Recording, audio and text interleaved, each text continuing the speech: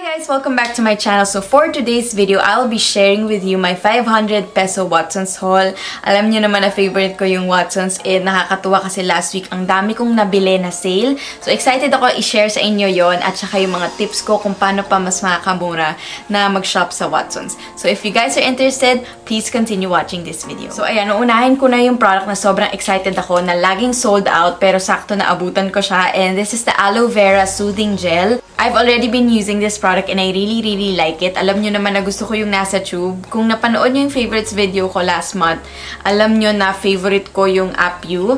Pero hindi kasi yun available dito. Kaya buti na nagka-stock ulit si Watsons kasi gusto kong gumawa ng aloe vera video. Like yung tips, yung uses. Kasi sobrang dami talagang uses ng aloe vera. And for me, it really worked. I use it as a moisturizer, as a sleeping mask. Lahat na. Sobrang ganda ng product na to guys. And it's only 149 pesos. So, kung makita nyo man to sa Watsons, bilhin nyo na agad kasi sobrang dali niyang maubos. What I love about this product is comparable siya sa mga aloe vera gels na natry ko, like Nature Republic and Apu. Sobrang bango din. Tapos, ang dami ng product nito. Ilan ba to? 200 ml. And then, it says here that it's a certified organic green tea. I love green tea. I love the smell of that.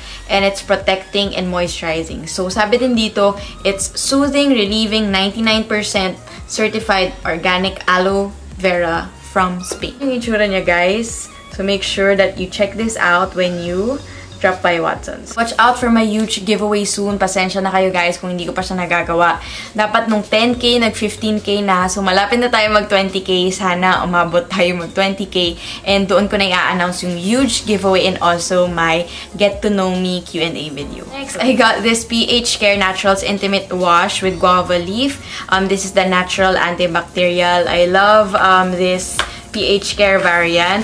Actually, meron ako dapat PH Care na event tomorrow pero hindi ako makakapunta kasi meron na akong prior event. But I really like it and gusto ko yung packaging nila kasi pwede siya for travel. And I got this for only 45 pesos. And then next, ito, sobrang tuwang-tuwa din ako dito dahil bumili ako nito before. Kaso medyo pricey siya. I think 70 pesos. Pero sobrang gusto ko yung mga ponytail na to. Ayan, ano ba sa tawag dito? Elastic hair bands wow me out. Wow, may ganun. So, yan yung itsura niya, guys. Yan siya. If you can see. So, black and white lang siya na pwedeng gamitin for everyday, sa office, workout, or kung saan man. I love this product kasi sobrang dami na niya. Tapos, ang ganda talaga niya sa hair. Pero, medyo mahal nga siya for 60. Kasi nga, diba sa DV parang 20 pesos ang dami na. Kaso, nasaktuhan ko siya na nag 19 pesos lang. So, bumili ako ng dalawa.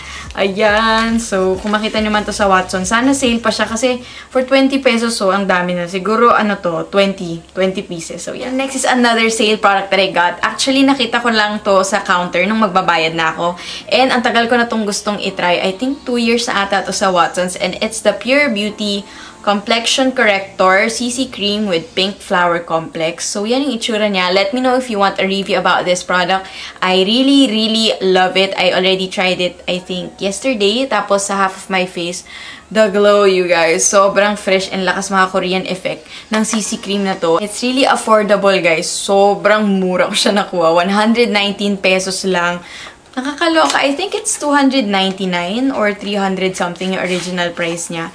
Pero, ang shade na lang na natira doon is yung lightest, which is ivory. Pero, hindi naman siya sobrang light sa akin and I love the glow that it gives. Alam ko din kasi yung Pure Beauty is a Korean brand or product kasi sabi dito it's made from Korea. So, yan. So, guys, yung itsura niya. Really love the packaging. Pink siya. Ayan. Tapos, nakita ko lang yung swatch.